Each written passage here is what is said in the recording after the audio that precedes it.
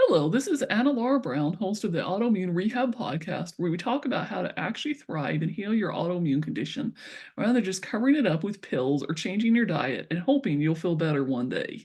We also feature solo episodes on helpful topics and interviews with guests who have actually walked in your shoes with autoimmune disorders and or who have years of experience in helping people to thrive and not just survive with autoimmune challenges.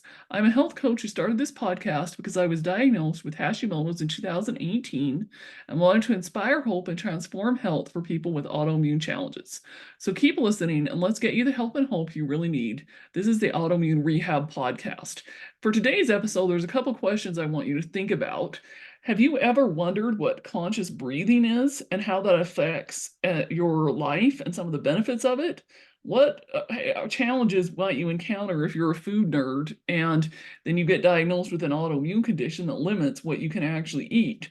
And how on earth do you possibly manage to pay for all the different therapies and things that are recommended when you have an autoimmune disorder? Today's guest is a financial coach, a food nerd, a conscious breathing geek, and a few other things. So, with no further ado, welcome to the podcast. This is Wave Melon. I think I'm saying your last Yes, name Wave. correctly. It's kind of like Madonna. We can just go by Wave. Okay, sounds good. So, welcome to the podcast, Wade. Why don't you start off by introducing yourself to us a little bit? Yes, my name is Wave or Wave Melon. I am a badass financial coach out of Eugene, Oregon, and I have an autoimmune disorder that is a wild and crazy adventure, and I'm here for it. Okay, awesome. So, Wade, start off then by telling us a little bit about how did you get that diagnosis of autoimmunity and what happened that triggered that for you? Sure. Yeah, I think the mystery is still out there in many ways, as many people will understand. I My story starts with this one moment because it was my birthday, and I made a lot of my friends do a triathlon with me of my own creation. And the reason I tell this part of the story is because there was a real feeling that I was at my peak fitness and that I was super healthy and all these things. And some, of course, there are backstories there too. I was really stressed out. I was living in a 12 million person city. So within a month, I believe I caught the first wave of COVID before it had a name. Um, and 4 months later, I started experiencing symptoms. So my first symptom was dry mouth. That led to a series of just one-off things that didn't add up.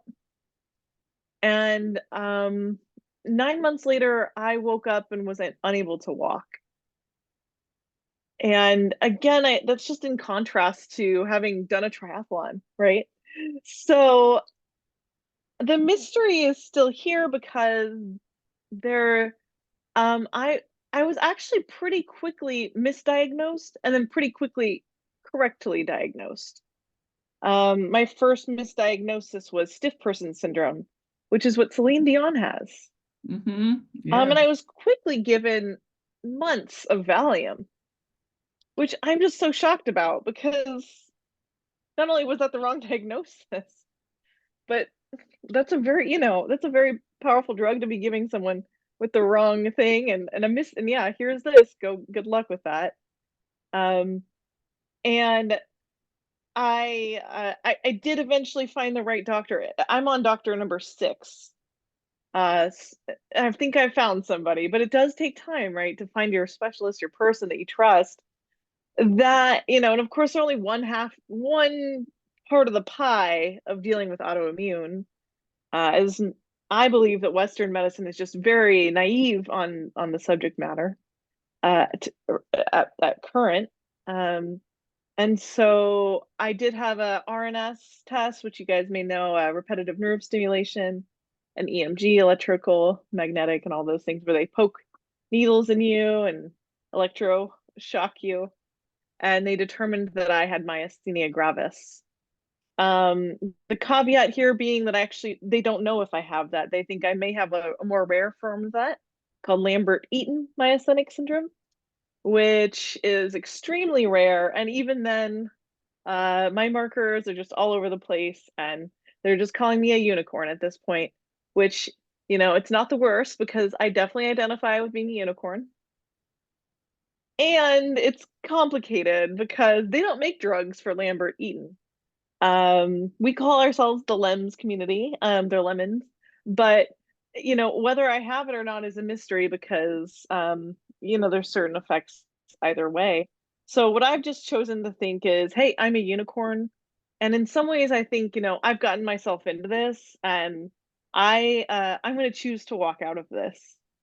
Is kind of my perspective. That's great. I love that. And, like I think everybody's a unicorn to some degree. And I think that's one of the reasons Western medicine has fouled up and goofed up people with Mm, autoimmunity so much is because they're not all alike. You can slap diagnoses on people, but for example, no two people that have, say, even something more common like Hashimoto's or celiac disease or even lupus mm. or MS are going to be exactly the same.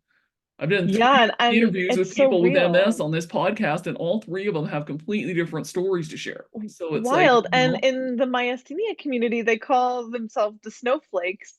Every community likes to kind of identify with something to give us some commonality. And of course, the Lambert Eaton myasthenic, they're the lemons. It's just because of the name, but even in myasthenia, it's called the snowflake disease because I think that's why it's a mystery diagnosis. But like you said, everyone's a snowflake unicorn thing going on. So, I mean, I have a lot of theories as to, what contributed to this. But yeah, it's different for everyone, right? yeah, I mean, it's hard to say. And, of course, yours could have partially been maybe a little bit of a long COVID thing. Like if you said, if you feel like you had COVID back before they knew what it was, and then, now there's all these people getting long COVID, and some of that long COVID is triggering autoimmunity in some people. So, Right. it could have been a COVID thing potentially, even, who knows? But It's a mystery. I mean, yeah. So I've got dozens of theories, but I well, but think the at the most end of the day, importantly I is guess the theory about how you got it doesn't matter so much as it does yeah, about what you choose to do with your life going forward. That's really what matters more. yeah, definitely right. It's like it's a challenge though. Like I even last night was laying in bed like, frack, I hate living like this. This is really hard right now. And of course, this morning, I'm feeling better. A good night's sleep, some, you know, I, I feel confident right now, right? I'm like, oh, I got this. I'm gonna keep going. Nothing's gonna stop me. But yeah, it's just a wild ride emotionally to kind of you know, stay focused on like the hope or keep trying different things, right?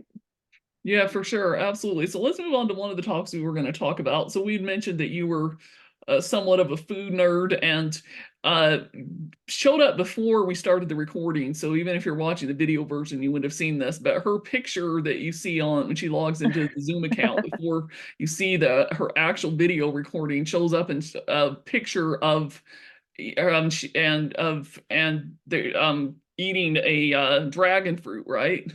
Yes. Eating a Yeah. dragon Yeah, I fruit. have a professional photographer take pictures of me eating a dragon fruit for good use of time and money. Yeah. Yeah, I mean, oh, have you guys ever had a dragon fruit? I think that I may have, but it's been a while. They're a little bit tough to Yeah, find here in the United States. they so are. So, yes, uh I actually became pretty interested in food because my dad had passed away from every single one of his arteries was clogged, and his body had actually grown another vein to support him, and it kept him alive for longer. And so that was great because I got to be with him longer, but eventually it did take his life. And I, very young, began a certain diet that I felt confident with. And so like when I said I was at my peak performance, I was eating right and fit as heck, right? But there was still something going on in my body at some level that I want to take ownership on. Um, that being said, I think it's a really important part of this picture. And I understand how defeated we all can feel. And I also I just want to like encourage myself and each other to like continue to commit to new things. Yeah, I mean, you mentioned MS. The Walls protocol alone is pretty powerful. Um, but I did see, I'll tell you this, I saw a graph the other day and it had every single diet on it. The Walls protocol, autoimmune protocol, it had keto, it had vegan, it had whole food plant-based. The list went on which diet you could pick, right? But the one column that had an X through it for every single one was dairy. And I thought that was really powerful. Um, it was agreed upon by everyone that that could be an inflammatory. So I think I'm just curious to try things. Yeah, I don't know. Have you explored with diet at all? Oh yeah, absolutely. Yeah. Yeah. So I've been gluten-free for nearly 11 years now, back to even Mm-hmm. before my autoimmune diagnosis.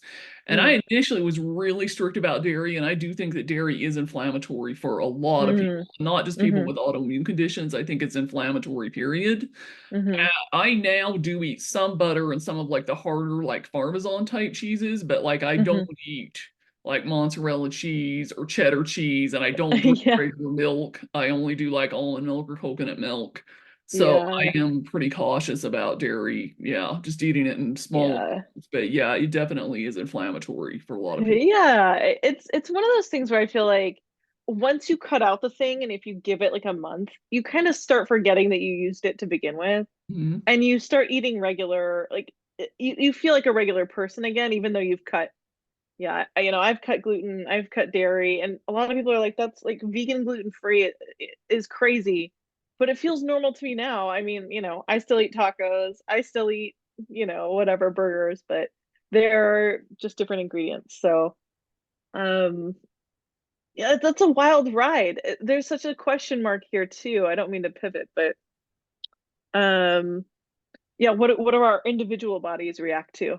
Kind of like you said, like, yeah, I do some things, but Yeah, exactly. And there are actually tests out there, like food sensitivity tests, allergy tests, different kinds of gut health mm, tests that can give you clues. But yeah, I think really it's, like I heard somebody refer to them as the three devils on another podcast episode, but gluten, dairy, and sugar, especially like yeah, your refined sugars, those are yeah. pretty well known that those three are inflammatory for pretty much everybody. And even people without autoimmune diseases sometimes have issues even if they're not aware of it. But if you have Yeah, an that's autoimmune fair. condition, those three are like the big ones. And then there's some other things that you may have to think about, things like corn and soy and some of the nightshade vegetables. And some people have to temporarily even give up a lot of their grains, including even grains that are gluten free. So, it's kind of just a process to figure Yeah, that out. it's a long And so you process. said you were So basically more of a food nerd even before getting your autoimmune diagnosis. How did yeah. that change when you got your autoimmune diagnosis? I mean, honestly, it was like shocking because I was doing everything right, in my mind, right? So there's an emotional component there of disappointment. And also, I do feel like it gave me a leg up, coming into the disease. Um, so that was good. That's good. I came in pretty healthy. And so that alone also just keeps propelling me to know to keep doing the right thing. Um, yeah, I don't know. Does that answer the question? It does for sure, absolutely. Yeah, So now let's move on and talk about like this whole concept of conscious breathing. I know that's something you've really gotten into. And is that something that you were into before you had your autoimmune diagnosis, or did you start let's experimenting with see. that because of the autoimmune? Yeah, so I think the piece that was missing, right? I was eating the right thing, I was fit, was the stress component. And that component, okay, let's talk about stress, right? I'm just like a high energy, extreme sports kind of, junkie for all the really fun extreme sports or whatever it is you can do. Travel big, do things big, and that heightened emotional state. If it's on all the time, right, it can start to affect your nervous system. So it definitely affected mine. Um, I was stressed out to the max, and it wasn't fun to like, no, I definitely did not meditate before or close my eyes or breathe before I got sick. Um, in fact, I would have told you that was my worst nightmare, right? So the deal is though, I started to do some research on, right, it's kind of like hacking your body. If my body's in a state of heightened awareness and anxiety and stress, how do you tell your body to calm, like that it's okay? How do you change that state of mind? And to like the answer was not what I wanted, but it is the science, which is conscious breathing. Hmm. So, right, sometimes people say, "Oh, I can't meditate." And yeah, I don't, but really it's about closing your eyes. You don't even need to close your eyes. But breathing is a biohack. It's a way to hack your body. It's a way to get access to your body. Your body doesn't run you, you're in charge. So, let's give an example. Have you ever felt like when you're really nervous or it's like public speaking or something and you start sweating, your fingertips are sweating and you're feeling so anxious? Me, sometimes I get red in the face. And I feel like I can't control those processes. So the biohack here is conscious breathing. And with practice, you can get, retain, you can tell your body that it's okay, that there's nothing scary out there. Your nervous system can calm down. So it's a simple process in theory, right? You can breathe in for 5, breathe out for 5, and do that for a minute or two. And even within those time frames, uh, the science proves that that's enough to calm your body down. And if you're like me, I believe my autoimmunity was very much triggered by that permanent heightened state from my nervous system. Um, I have to actively engage with my nervous system on a daily basis. So sometimes it's even more effective. And again, this is science. I'm not crazy. Where if you have a heightened emotion of love or gratitude while you're doing the breathing, you gain even more subconscious and action. Like you're able to gain control of your subconscious and tell your body that everything's okay. So it's really cool and really wild because you wouldn't think breathing was so effective, but it's almost the way to bring your body into a centered state. Yeah, that's awesome. I can totally see that. And I've actually had other people tell me that too. So, and I've even tried it myself. And yeah, it definitely does. And like you say, stress and running around, getting a little bit too much of adrenaline in you is something that's not good for autoimmunity. So, definitely can cause issues for sure. Yeah, definitely. And the example I give is, if you show up at the hospital thinking you're having a heart attack, they're going to check you for two things: a heart attack, or if you can breathe deeply and long enough, they'll just know you're having a panic attack. And so by having you breathe, they're teaching you emergency room conscious breathing. I love it. Do you know what I mean? So the science is strong, and it's all. I always think it would be so offensive to be told that in the emergency room when you're like, no, it's pretty serious, and they're like, you're fine. But to me, it's evidence that this is the real deal, and yeah, I'm just in love with it. I'm in love That's with the awesome. So idea. how did you get started with the whole conscious breathing thing? Did you just come across the research online? Did you see some kind of doctor or practitioner or coach that turned you onto it? How did you Mhm. get started with it? Yeah, so there's an institute called the Heart Math Institute.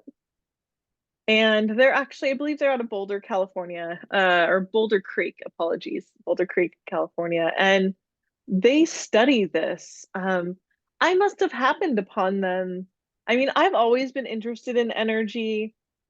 Uh, I'm, it's like, I like to explore the spiritual kind of the edge of spirituality where it meets science.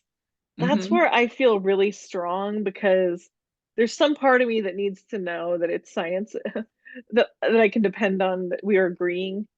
But so the Heart Math Institute, they study the heart, they study the brain. They've actually measured the distance from which you can feel, or which the heart, the organ, sends electrical pulses into a room, say, right? They have measurements that have measured the heart where they can say, oh, your heart goes out 10 feet from your body. And so all those electrical currents are pulsating. And then if you're a room with 50 people, let's say, and everyone's got 10 feet of electrical currents, everyone's picking up all these signals, right? It's just a really cool idea that we're all connected, or that there's more going on in the eye than meets the eye. So I ran into heart math on my journeys, and I became certified in heart math to help people like me engage in conscious breathing. That's awesome. Cool. So if somebody wants to learn more, they could reach out to you and you could do a conversation with them about it. And that would Oh, be something that they could help absolutely. them with. Absolutely. And there's these really cool like games you can play where you can breathe, and it'll start showing you, okay, red, you're not your body's not there yet. And then when you hit green, there's actually a little earbud. It goes in your ear and it measures your heart rate variability. So it's called your HRV. And that can tell us if we're doing the breathing right. So yeah, it's super fun because it's also a game, which I'm all about. But also, yeah, it's something I love to teach people. That's awesome. That's cool. That's great. So then, of course, last but not least, let's talk a little bit about this whole autoimmune and money thing. So, like you said, you are really gifted as well as a financial coach. So, how or what are some tips that you would give people that have an autoimmune condition that are thinking, oh boy, that means I might need extra money for health, medical stuff, that kind of thing? What would you have to say in that aspect? Yeah, definitely. So, yeah, I help people like me get organized on their finances. And of course, we have to be a little more creative sometimes than others. A big, just a quick tip in the back of my mind. Um, let's think here. So, obviously we need more money for medical, right? We may not go the Western route. We might need cash in hand for functional medicine doctors or holistic practitioners. So I really see it. I don't want to use the word budget, guys. I'm hesitating. A budget is really important, but it should be a fun budget, and there should be a few things that are optimized. In my budget, there's a few things that are optimized: fun, laughter, and my medical. That's So those three things are the things that I fund my budget with. I audited myself for last year. I spent $15 a month on clothing. Not as important to me as fun, laughter, and supporting my health. So, I the budget helps us look at everything, and there's a lot of budgets out there. I really recommend you need a budget.com, YNAB. I'm actually getting certified in their coaching program as well because it helped me get out of $30,000 of debt. And it also helped me save 3 months of expenses. So when I got sick, I actually had 3 months of living money ready to go. And I am so grateful because I had a financial coach, and that's what she said to do. And that's how YNAB works. So I do have a free YNAB link. It gives you 3 months of YNAB. So if anyone reaches out to me, you can try it for 3 months. That's awesome. That's great. Yeah, I love that advice. It's like the whole idea that sometimes people will ask things like from people that travel a lot or that do a lot of fun things, well, how they afford to pay for it. It's like, well, they just cut back on things like maybe they don't eat out and they go travel instead, or they, like you Mm, said, you don't really buy clothes, so you spend your money on the things that you value and that are important to you and yeah. not, worry about the rest. Hmm. Maybe get creative when it comes to your housing, to save money there too. So there's a lot of Hmm. ways you can cut back on some things in order to be able to have more money for other things that are more important. Definitely, definitely. You're right. If you really value it, you can save for it. And I think something in the autoimmune community that I encounter, there are days where I am done and I need to order food, and it's like going to be $1 billion. Yeah. And then the fear and guilt and shame creep in, like, this sucks. I wish I had energy to do more. So it's okay to plan for that. I know what amount I need for eating out, and I have to plan for that too, knowing that my number might be higher than others. It's not my perfect idea, like that I would have to rely on things because of my body, but that's okay. Sometimes That's we do how what it we works do. sometimes, or just even focus on things like sometimes if you do have a good day when you're feeling really good, do batch cooking or something so that you have things set aside in your freezer. So, I mean, there's just a lot of different things you can do, but yeah, Yeah. just Yeah. So go for it. So when I do dine out, when I do dine, I call it dining out in my budget. When I do order from DoorDash now, I have no shame. I've already budgeted for it. I'm free to go wild because I know what it's going to be. Yeah, that's good. That's awesome. For sure. So any other tips on anything else that we've talked about that you would give anybody? Yeah, I guess it's just like the conscious breathing and the financial part and how this kind of all links together. Um, I I think there's a desire that we all kind of have to be authentic and to want to know ourselves more. And there's a lot of distractions in this world. And I encourage people to center their finances in their lives, center their health, um, and keep things simple, right? Breathing could be literally the answer to a lot of your body. And finances can also unlock and unleash a lot of stress in your life. So, the goal on either of these is to keep things simple and be able to heal. That's awesome. I love that. Keep things simple and be able to heal. That's great. So, Wave, if somebody wants to reach out and contact you, how would be the best way that they'll do that? We'll make sure that we have your bio and your links listed in the Yeah. description. But why don't you Yeah, brief well, that for us, the best way for them definitely. to Thanks, reach you? Anna Laura, for everything you do. This is a really important podcast. So I just wanted to thank you. And yeah, to reach out to me. I love hearing from people. My Instagram is financial coaching with Wave. There's a really fun video up right now where I am in the shower, so come DM me. There's also my website, coachingwithwave.com. Reach out to me there if you'd like. Please set up a coffee chat. I love chatting with people. There's links all over my page. Just I'm desperate to chat with you guys. Awesome. Cool. Well, thanks again so much for sharing. I'm sure it's been really helpful to a lot of people. And again, this is the Autoimmune Rehab Podcast, and we will catch you soon on another episode.